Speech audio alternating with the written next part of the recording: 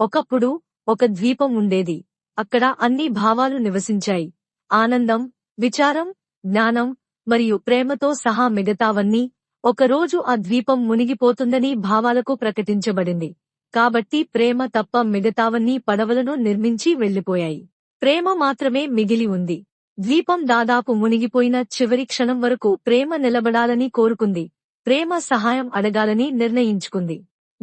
ధనవంతుడా, నన్ను నీతో తీసుకెళ్ళగలవా? లేదు, నేను చెయ్యలేను. నా పడవ చాలా బంగారం, వెండితో నిండి ఉంది. ఇక్కడ నీకు చోటు లేదు ప్రేమ.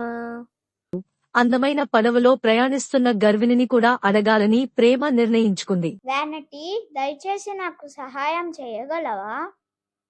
నేను నీకు సహాయం చేయలేను ప్రేమ. నువ్వంతా తడిసిపోయావు.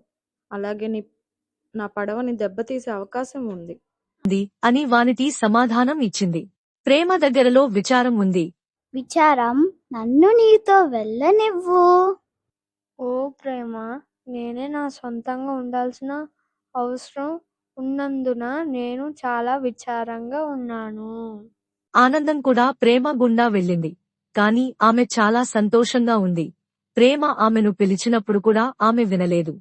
అకస్మాత్తుగా, రండి ప్రేమ, నేను నిన్ను తీసుకెళ్తాను అనే స్వరం వినిపించింది. అది ఒక పెద్దాయన. అది చాలా ధన్యుడు మరియు ఆనందంగా ఉంది. ప్రేమ పెద్దాయనను ఎక్కడికి వెళ్తున్నాడో అడగడం కూడా మర్చిపోయింది. వారు ఎండిన భూమికి చేరుకున్నప్పుడు పెద్దాయన తన దారిన తాను వెళ్లాడు. పెద్దాయనకు ఎంత రుణపడి ఉందో గ్రహించి ప్రేమ జ్ఞానాన్ని అడిగింది. నాకు ఎవరు సహాయం చేశారు? జ్ఞానం సమాధానం ఇచ్చింది. అది సమయం. సమయం ఏంటి, టైమా? కానీ టైం ఎందుకు నాకు హెల్ప్ చేసింది? జ్ఞానం లోతైన జ్ఞానంతో నవ్వి, ఎందుకంటే కాలం మాత్రమే ప్రేమ ఎంత విలువైనదో అర్థం చేసుకోగలదు అని సమాధానం ఇచ్చింది.